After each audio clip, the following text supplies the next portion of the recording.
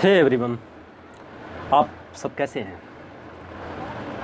एक भगवत गीता में बहुत अच्छी लाइन कही गई है, कर्मण्येवाधिकारस्ते मा फलेषु कदाचन मा कर्मफल हेतुर्भ्रमो संगोऽस्य कर्मणि। जानते हैं इसका मतलब क्या होता है? कि हमारा सिर्फ और सिर्फ कर्म में अधिकार है, उसके फल में नहीं। कर्मण्येवाधिकारस्ते मा फलेषु कदाचन माँ कर्म फल हेतुर्भ्रमो संगो अस्य कर्मणि, यानी कि कर्म में ही हमारा अधिकार है, उसके फल में नहीं। और हमारी आसक्ति, हमारा जो चेतना है वो किसी भी कार्य के फल में ना होके हमें कर्म पे होना चाहिए, यानी कि फल जो है अपने आप खींचा चला आता है। जैसे कि अगर हमें अंग्रेजी बोलनी सीखनी है, अंग्रेजी लिखनी सीखनी है, पढ़नी सीखनी है, तो हमारी आसक्ति उसको कैसे सीखना है उसमें लगा होना चाहिए, ना कि मेरी केवल सोच में कि मैं अंग्रेजी सीखूंगा और बस बोलने में लगा होना चाहिए। सो प्यारे साथियों, हमें गीता के इस श्लोक का बड़े ही बारीकी से अनुसरण करना है। अब आज जो है हम आपसे कुछ प्रश्न पूछते हैं और जिसका जवाब आपको वीडियो के लास्ट में दिया जाएगा। सो आपको पूरी वीडियो देखनी है। प्रश्न ये है दोस्तों कि उगते हुए सूरज और डूबते हुए सूरज का रंग लाल क्यों होता है? जितने भी खतरों के साइन होते हैं उनका रंग लाल क्यों होता है? इसके अलावा जो ट्रेन होती है, ट्रेन यानी कि सिग्नल जो लाइन होता है, उसका भी कलर लाल क्यों होता है? इन सभी सवालों का जवाब आपको वीडियो के लास्ट में मिलेगा। सो आपको पेशेंस बनाए रखना है और यार पढ़ाई पे तो टाइम आपको देना ही चाहिए। सो आइए चलते हैं। जो आपका करियर सेट करने वाला है, अगर आप उस पे टाइम नहीं दे रहे हो यार, सो आप किस पे टाइम दोगे? सो आइए चलते हैं। और हमारी इंग्लिश के सीरीज़ में, टेंस के सीरीज़ में हमारा अगला है past perfect tense. So past perfect tense, जैसा कि हम हमेशा करते आ चुके हैं कि हमें इसका पहचान देखना है। तो जैसा कि आपने देखा था कि प्रेजेंट परफेक्ट टेंस में क्या था, चुका है, चुकी है, चुके हैं, ये शब्द आता था। पास्ट में क्या आएगा? चूँकि पास्ट का मतलब था, मतलब बीत चुका है, इसका मतलब था वाला आएगा। प्रेजेंट में है आएगा, पास्ट में था आएगा, और फ्यूचर में क्या होगा? होगा, होगी, होंगे आएगा। सो आई होप आपको समझ आ रहा होगा। ये चीज़ें आपको ध्यान रखनी है और कनेक्ट करना सीखना है बच्चों, आपको रटना नहीं है। जैसे कि मैं कह रहा हूँ कि भाई प्रेजेंट में आपका क्या है आएगा। जैसे कि हमने प्रेजेंट परफेक्ट टेंस पढ़ा था तो उसमें क्या था? चुका है। इसी तरीके से पास्ट हम परफेक्ट टेंस पढ़ रहे हैं तो यहाँ क्या आ जाएगा? चुका था, चुकी थी, चुके थे, या था, ये थी, ये थे आएगा। लेकिन अगर यही मैं फ्यूचर पढ़ता, फ्यूचर परफेक्ट पढ़ता, तो यहाँ होगा आ जाता। बस चुका, होगा, चुकी, होगी, चुके, होंगे, ये शब्द आएगा फ्यूचर में। सो आई होप आपको समझ आया होगा। जैसा कि मैं आपको देखो बताते आ रहा हूँ कि जो मेन चीज़ होता है वो क्या होता है? हेल्पिंग वर्ब होता है। और आपको सिर्फ हेल्पिंग वर्ब ध्यान रखना है और बनाने के तरीके को सीखना है, ना कि याद करना है। सो अब देखो बाबू, इसमें जो हेल्पिंग वर्ब होता है वो होता है हैज़ होता है, सॉरी हैड होता है, हैड। सो हेल्पिंग वर्ब क्या होता है इसमें प्यारे साथियों? हैड होता है। और क्या आपको याद है हमने प्रेजेंट परफेक्ट में क्या पढ़ा था? नहीं याद है ना? अगर याद है तो अच्छा है, और अगर नहीं याद है तो बाबू टाइम आप ख़राब कर रहे हो। सो प्लीज़ आप उसको ध्यान दो, क्योंकि पढ़ाई में बहुत कीमत है, बहुत वैल्यू है, इससे आपकी ज़िंदगी संवर सकती है। सो देखो यहाँ पे जो हेल्पिंग वर्ब है वो है हैड, और प्रेजेंट में क्या था? हैज़ या हैव था। सो उसमें था आपका प्रेजेंट परफेक्ट टेंस में हैज़ या हैव था, जबकि पास्ट परफेक्ट टेंस में हो जाएगा बाबू, हैड हो जाएगा। और अगर मैं फ्यूचर की बात करूँगा तो वहाँ क्या हो जाएगा? विल हैव, शैल हैव हो जाएगा। सो ये आपको ध्यान रखना है। सो यहाँ पे पास्ट परफेक्ट टेंस में जो हेल्पिंग वर्ब होगा वो होगा हैड। सो आइए देखते हैं फॉर्मूले की तरफ। अब जैसा कि मैं शुरू से ही बताते आ रहा हूँ कि बाबू कोई भी सेंटेंस हो उसका ढांचा सबका सेम होता है। क्या है, आप ढांचा बता सकते हैं? बाबू अगर आपको ढांचा नहीं आ रहा है तो आप बैक जाओ और स्टार्टिंग का जो वीडियो है इस वीडियो के लास्ट में मैं पिन कर दूंगा, उसको आपको देखना बहुत ज़रूरी है। सो प्लीज़ टाइम लगाओ, खिलवाड़ मत करो, इससे आपका करियर सेट होने वाला है। और जिससे करियर सेट होने वाला, अगर आप उस पर टाइम नहीं दे रहे हो यार, तो किस पे दोगे बाबू। सो यहाँ पे हमने जैसा कि बताया था कि सभी सेंटेंस की जो बनावट होती है वो सब्जेक्ट, वर्ब और ऑब्जेक्ट से होती है। वर्ब में दो तरीके का होता है, एक आपका हेल्पिंग वर्ब होता है और एक आपका मेन वर्ब होता है। हेल्पिंग वर्ब आए तो आ जाए, पहले आए यूज़ करेंगे, उसके बाद मेन वर्ब यूज़ करेंगे। तो ये सबकी बनावट है, कोई भी सेंटेंस हो ये सबकी बनावट है।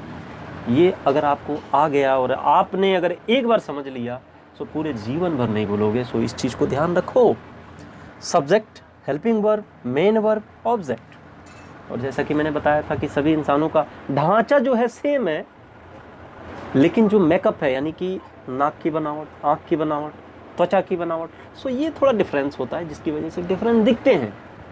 ठीक उसी तरीके से टेंस में सबका जो ढांचा है वो सेम होगा, यानी कि ये होगा, लेकिन जो मेकअप है उसको आपको करना होगा। और वो आप कैसे करोगे, जब कुछ चीज़ें ध्यान में रहेंगी। सो यहाँ हो जाएगा बाबू subject, helping verb, main verb और ऑब्जेक्ट। और जैसा कि मैंने बताया कि पास्ट परफेक्ट टेंस में क्या हेल्पिंग वर्ब यूज़ होगा, जी हाँ, हैड यूज़ होगा। सो बाबू फार्मूला क्या बन जाएगा, इसी तर्ज पे आप बनाओ तो क्या हो जाएगा, सब्जेक्ट, उसके बाद लगेगा क्या बाबू, हेल्पिंग वर्ब लगेगा, तो हैड लग गया। सो यहाँ सब्जेक्ट हैड हो गया। उसके बाद मेन वर्ब, आप देखो मेन वर्ब, अब मेकअप क्या करना है बाबू कि मेन वर्ब है, मेन वर्ब लगाना है, तो यहाँ जो है मेन वर्ब की थर्ड फॉर्म का यूज़ करोगे। याद करो जैसे कि हमने प्रेजेंट परफेक्ट टेंस जब पढ़ाया था तो वहाँ पर भी हमने मेन वर्ब की थर्ड फॉर्म यूज़ करी थी। सो वहाँ करी थी तो यहाँ भी करेंगे। और अगर आप पूछोगे भाई फ्यूचर में क्या होगा, सो फ्यूचर में भी यार थर्ड फॉर्म का यूज करेंगे। सो आप इस चीज़ को ध्यान में रख लो कि चाहे वो प्रेजेंट का हो, चाहे वो पास्ट का हो, चाहे वो फ्यूचर का हो, मेन वर्ब की थर्ड फॉर्म का यूज़ करेंगे। सो प्यारे बाबू, सब्जेक्ट हैड, उसके बाद मेन वर्ब की थर्ड फॉर्म, उसके बाद लग जाएगा ऑब्जेक्ट। सो अगर मैं इसका एग्जाम्पल देखे प्यारे बच्चों, विवेक सेब खा चुके थे, खा चुके थे या खा चुका था, ये दोनों हो सकता है। सो हम इनको सम्मान दे रहे हैं। सो विवेक सेब खा चुके थे, तो इसका क्या हो जाएगा प्यारे बच्चों, सब्जेक्ट क्या है आपका, विवेक है, तो सब्जेक्ट हो गया विवेक। अब उसके बाद क्या लगेगा, हैड लगेगा। सो देखो हैड जो है सिंगुलर के साथ भी लगेगा और प्लूरल के साथ भी लगेगा। सो ये हो जाएगा विवेक हैड। अब मेन वर्ब क्या है प्यारे बच्चों, तो खाना, खाने की इंग्लिश ईट होती है, ईट का सेकेंड फॉर्म एट और थर्ड फॉर्म ईटन होता है। सो ये हो जाएगा बाबू सब्जेक्ट, यानी कि विवेक हैड ईटन एन एप्पल। सो इस तरीके से हो गया। इसी तरीके से अगर ये बोला जाए कि आंचल बाजार जा चुकी थी, तो इसका क्या हो जाएगा प्यारे बच्चों, आंचल हैड गॉन टू मार्केट। ऐसे ही अगर पूछा जाए लक्ष्मी सेब खा चुकी थी, तो इसका क्या हो जाएगा, Lakshmi had eaten an apple. Chandan शेर को मार चुके थे, तो इसका क्या हो जाएगा, चंदन हैड। अब देखो जान से मारना और लात मारना या फिर तमाचा मारना, तीनों में अंतर होता है। सो यहाँ पे थोड़ा अंतर आप लोग जान लो। अगर मैं लात मार रहा हूँ सो वहाँ पे हो जाएगा किक। किक मीन्स क्या होता है प्यारे साथियों, लात मारना। अगर मैं तमाचा मार रहा हूँ तो वहाँ हो जाएगा स्लैप। मैंने बुराई को लात मार चुका था, मैं बुराई को लात मार चुका था, तो यहाँ पे किक यूज करोगे, kicked. I had kicked the bad things. So ऐसे ही चंदन जो है शेर को जान से मार चुके थे, तो इसका क्या हो जाएगा, Chandan had killed to the lion, killed to the lion. So I hope आपको समझ आया होगा बाबू। अब आगे चलते हैं। जैसा कि हमने बार बार आपको बताया है कि अफर्मेटिव सेंटेंस से नेगेटिव बनेगा, नेगेटिव से इंट्रोगेटिव बनेगा, इंट्रोगेटिव से डबल इंट्रोगेटिव बनेगा। एक बार आप ध्यान से समझ लो कैसे होगा ये चीज़ें। अब देखो हमने ये कहा था कि जी जब भी नेगेटिव सेंटेंस हो तो आपको क्या करना है कि मेन वर्ब के जस्ट बाद आपको नॉट लगा देना है। सो ये हेल्पिंग वर्ब के जस्ट बाद नॉट लगाना है। तो यहाँ हैड है तो हैड के जस्ट बाद आप क्या लगाओगे, नॉट लगाओगे। तो क्या हो जाएगा बाबू, सब्जेक्ट हैड, उसके बाद क्या लगेगा, नॉट लगेगा, उसके बाद मेन वर्ब की थर्ड फॉर्म ही रहेगी, ऑब्जेक्ट वही रहेगा। सो आगे देखते हैं, जैसे कि विवेक बड़ा भारत सो खत्म नहीं किए थे। सो इसका क्या हो जाएगा, विवेक हैड लगेगा, सब्जेक्ट के बाद हैड, विवेक हैड नॉट, खत्म करने की इंग्लिश फिनिश होती है, फिनिश्ड बड़ा भारत सो। ऐसे ही अगर पूछा जाए कि रिया सेब नहीं तोड़ चुकी थी, तो इसका क्या हो जाएगा, Riya had not plucked to an apple. So I hope आपको समझ आया होगा। इसी तरीके से इंट्रोगेटिव फर्स्ट अगर बनाना हो तो हमने क्या बताया था आपको, हेल्पिंग वर्ब केवल जो है हम पहले कर देंगे। तो यहाँ क्या हो जाएगा प्यारे बच्चों, हैड पहले आ जाएगा, सब्जेक्ट इसकी जगह चला जाएगा, बाकी सब उतर जाएगा। जैसा कि आप देखिए, क्या विवेक संदीप से मिल चुके थे, सो हैड आप पहले लगाओगे, सब्जेक्ट क्या है बाबू, जो वाक्य में काम करने वाला होता है। सो वाक्य में काम कौन कर रहा है यहाँ पे, विवेक। सो क्या हो जाएगा, हैड विवेक, नॉट तो है नहीं, तो जो नहीं होगा उसको नहीं लगाएंगे हम, सो नॉट है नहीं। मेन वर्ब क्या है, मिलना, मिलने की इंग्लिश क्या होती है, मीट, मीट का सेकेंड फॉर्म क्या होता है, मेट। सो यहाँ हो जाएगा had Vivek made to Sandeep, क्या विवेक संदीप से मिल चुके थे। आगे चलते हैं प्यारे बच्चों, डबल इंट्रोगेटिव के लिए जैसा कि आप जानते हो कि फर्स्ट टाइप वाले इंट्रोगेटिव में केवल क्वेश्चन वर्ड हम जोड़ देते हैं। सो ये चीज़ें हैं, यहाँ पे आप क्वेश्चन वर्ड जोड़ दोगे, उसके बाद हैड लग जाएगा सब्जेक्ट, बाकी सारा वही उतर जाएगा। देखो जैसे कि विवेक भगवत गीता की शिक्षा क्यों दे चुके थे, तो इसका क्या हो जाएगा प्यारे बच्चों, क्योंकि इंग्लिश क्या होती है, वाई होती है। सो क्या हो जाएगा, वाई, उसके बाद हैड, सब्जेक्ट क्या है विवेक, और नॉट तो है नहीं तो नॉट नहीं लगाओगे, और शिक्षा देने की इंग्लिश क्या होती है प्यारे साथियों, डिलीवर होती है, तो delivered the knowledge of Bhagavad Gita. I hope आपको समझ आया होगा। इसी तरीके से अगर आगे चलते हैं, अगर हम ये कहते हैं कि सत्यम बाजार क्यों जा चुका था, तो इसका क्या हो जाएगा, why had Satyam gone to market. इसी तरीके से अगर ये होता कि पूजा बीमार क्यों हो चुकी थी, तो इसका क्या हो जाएगा, क्योंकि इंग्लिश क्या होगी बाबू, वाई होगी।